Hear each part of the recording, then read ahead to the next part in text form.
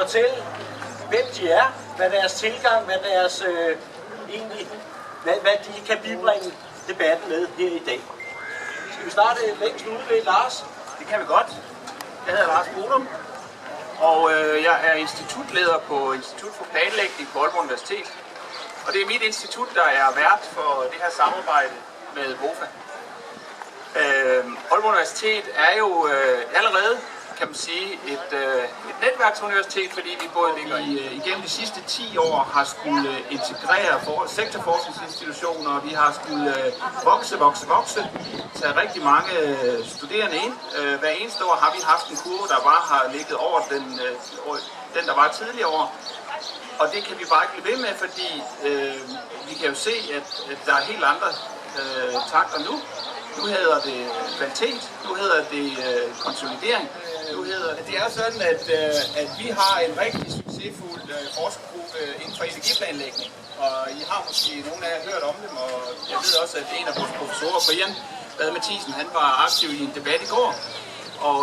Og de har i rigtig mange år, også før de sådan blev rigtig kendt, der har de jo arbejdet.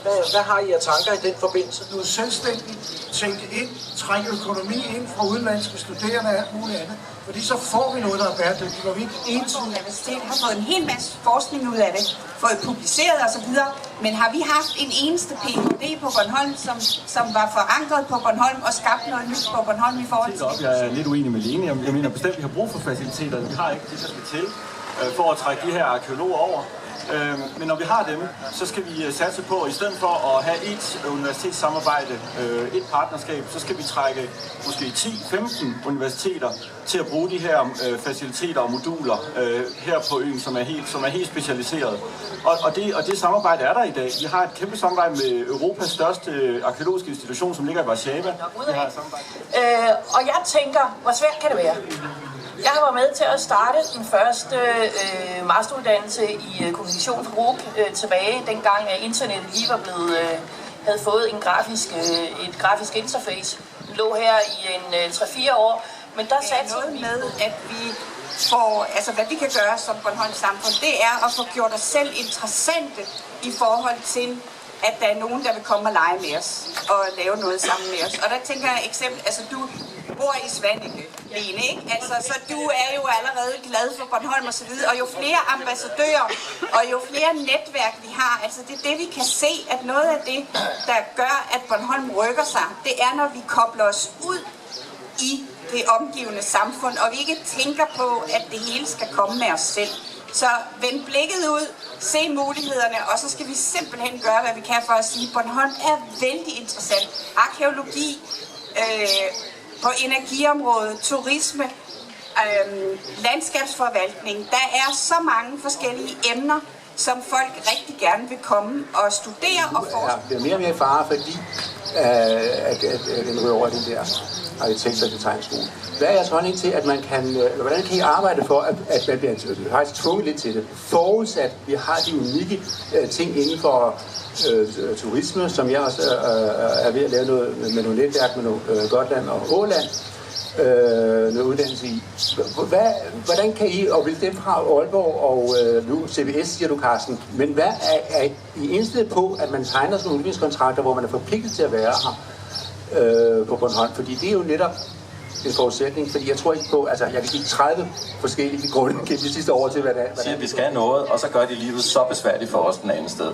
Så I kan høre, universiteterne, vi vil jer mægtig gerne, og vi vil mægtig gerne, ikke fordi vi skal over og gøre noget bestemt, men fordi vi lytter til, hvad det er, I har behov for, og så laver vi samarbejder.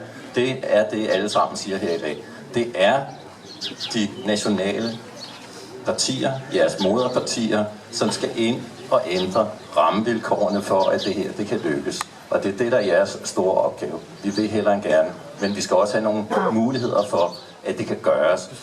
Universiteter, det er allerede i fuld gang, og vi søger en stor pulje penge nu i South Baltic Region til at udvikle det her. Kan man sige, empiri, der skal indsamles og dyrkes, og det er jo det, der er det vigtige. Altså det er jo her, man får, det er jo guld, kan man sige. Det er jo der, hvor der opstår nogle spændende nye ting. Og det er det, jeg synes, man skal fokusere på. Når så den forskning den er etableret, og man har nogle resultater, så kan det bruges i undervisning. så er det jo det, der er med til at føde nye studerende og føde nye projekter og føde nye interessante sammenhæng. Så jeg vil jo sige, sats på at være unik på den helt unikke måde. Ja. Altså det er de der data, som I kan skabe. Det er dem, man går efter. Det er dem forskere. Og så er det sgu lige meget, om de kommer fra Danmark, eller de kommer fra det store udland. Så vil de være interesserede i jer, så vil de samle jer op, og så vil de bruge jer aktivt. Og det skaber et grundlag for fremtidig uddannelse. Så jeg tror, jeg siger tak.